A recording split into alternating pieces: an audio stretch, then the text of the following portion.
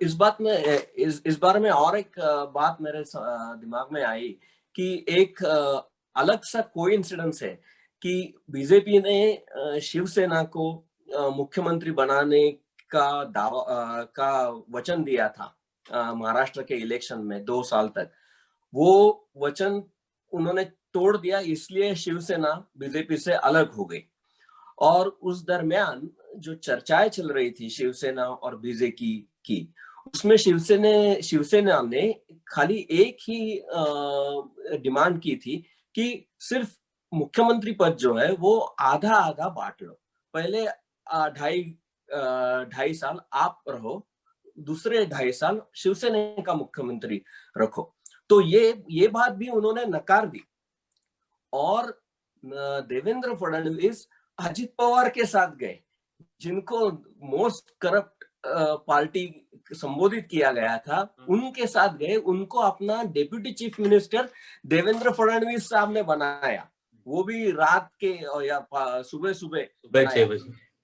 6 बजे बनाया। और वही देवेंद्र फडणवीस आज बिहार के चुनाव के बीजेपी के प्रमुख है। तो ये मुझे कोई एक कोइंसिडेंट या स्टैटिस्टिकल वेरिएशन नहीं लगता, ये कुछ सोची हुई और समझी हुई चाल लगती है। ऐसा है, हम ऐसा कह सकते हैं कि भाजपा ने बिहार के चुनाव का इंचार्ज उसे बनाया है जिसे धोखा देने का एक्सपीरियंस है। हाँ, क्योंकि उसने शिवसेना को के साथ गठबंधन करते वक्त ये प्रॉमिस किया था कि 2.5 साल शिवसेना का चीफ मिनिस्टर रहेगा। चुनाव के बाद उन्होंने ये कहा कि ऐसा हमने कहा ही नहीं था। और उस एक बात पर 30 साल की उनकी जो अलायंस थी, 30 सालों से बीजेपी और शिवसेना की अलायंस महाराष्ट्र में रही है, 1984-85 से लेकर।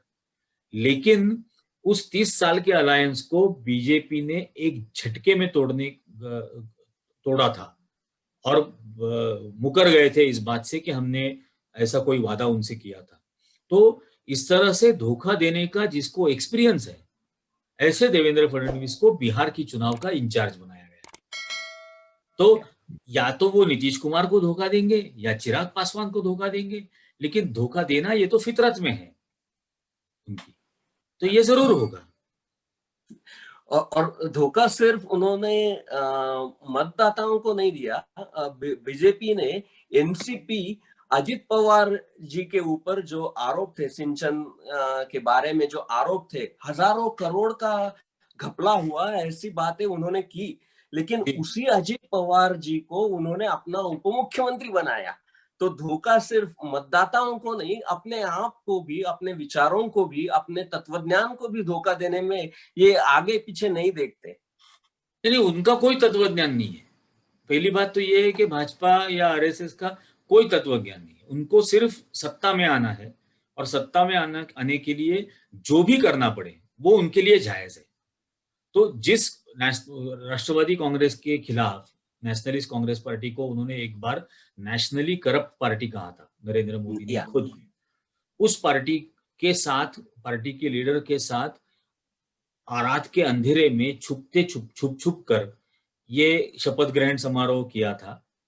और उन्हीं जिस अजित पवार के खिलाफ उनके सबसे बड़े आरोप थे 70,000 करोड़ रुपए की सिंचाई घोटाले के, उन्हीं को डिप्यूटी चीफ मिनिस्टर बनाया। सिर्फ उनको डिप्यूटी चीफ मिनिस्टर नहीं बनाया, दूसरे ही दिन हाईकोर्ट ने ये एफिडेविट दे दिया कि ऐसा कोई सिंचाई घोटाला हुआ नहीं है और इसमें अजित पवार का कोई रोल नहीं है। ये भी उन्होंने एफिडेविट करके दे दिया। तो इसका ये सीधा मतलब, वही मैं कह रहा हूं कि सीधा मतलब ये है कि सत्ता के लिए उनको सब कुछ चलता है, कुछ भी कर सकते हैं। आपने देखा होगा कश्मीर में उन्होंने पीडीपी के साथ अलायंस किया था। बाप बेटी की सरकार कहकर नरेंद्र मोदी पब्लिक रैलीज में, सभाओं में उन पर टीका करते थे, उन पर टिप्पणी करते थे, उनको क्रिटिसाइज करते थे, उनको एक्यूज करते थे। बाप बेटी मुफ्ती मोहम्मद सईद और उनकी महबूबा मुफ्ती पर इस तरह से उन पर एलिगेशन करते थे, लेकिन उन्हीं के साथ उन्होंने अलायंस सरकार कश्मीर में बनाई। तो उनको कोई परहेज नहीं है उनकी कोई ऐसी कोई तत्वज्ञान नहीं है कि इसका हम आचरण करेंगे। कुछ भी कर सकते हैं सत्ता के लिए और वही वो बिहार में करने की कोशिश कर रहे हैं। लेकिन फिर भी मैं वही बात दोहराऊँगा कि बिहार की जनता ये पॉलिटिकली बहुत सुलझी हुई है और वो इसको समझती है। जो बीजेपी के नेता कहते हैं, उस बात को भी सुनते हैं, समझते हैं। जो नहीं कहते, उसको भी सुनते और समझते हैं। तो इसका जवाब बीजेपी को इस बिहार की चुनाव में ज़रूर मिलेगा, ऐसा ऐसा विश्वास मुझे है और वो तेजस्वी यादव की सभाओं को जो रिस्पॉन्स मिल रहा है, उससे वो साबित भी हो रहा है। तो बिहार की जनता को इस तरफ तो ज़रूर ध्यान देना चाहिए कि बीजेपी का अपने मित्र पक्षों के साथ किस तरह का व्यवहार रहा है। शिरोमणि अकाली दल भी एनडीए से बाहर हो गया, तेलुगु देशम भी एनडीए से बाहर हो गया, शिवसेना भी एनडीए से बाहर हो गई। और दूसरी बात ये है कि क्या किन-किन लोगों को वो चुनाव की जो सारा कंट्रोल है वो किन लोगों के पास है। देवेंद्र फडणवीस जो आपने कहा धोखा देने में माहिर है, उनके हाथ में ये सब चुनाव का कंट्रोल है। तो बिहार की जनता इससे बोध ले, यही हम उम्मीद कर सकते हैं। तो निरंजन जी, थैंक यू वेरी मच। आपने इस चुनाव के बारे में जो जानकारी दी है और जो एक्सप्लेनेशन किया है इवेंट्स का, स्पेशली ये मैनिफेस्टो की ट्रिक हो या घोषणा करना हो, कोविड वैक्सीन फ्री करने की घोषणा हो, तो इसके ऊपर आपने जो एक्सप्लेनेशन दिया है, हमको समझा है, इसके लिए बहुत-बहुत धन्यवाद।